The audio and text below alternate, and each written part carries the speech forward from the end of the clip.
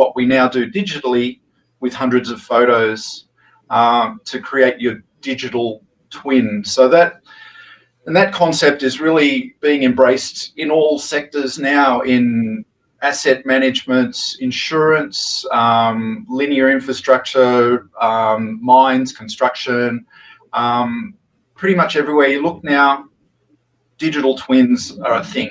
So instead of the mine surveyor or yourselves were, going out measuring volumes of stockpiles on the ground, you capture your digital twin and you do it in the office, and you've got that full snapshot of your entire site. So they're very, very powerful products. So Klau Geomatics, we build accuracy solutions for, a lot of it is for drones, but we also support manned aircraft for aerial mapping. We have an integration hardware platform that connects to other devices, so you can use our system with various different inertial measurement units, with LiDAR scanners. We've done various applications in civil construction for augmented reality and offshore tidal buoys and all sorts of things.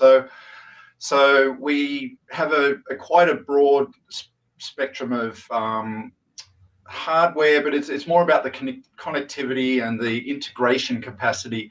It also, that same concept carries over in our software as well.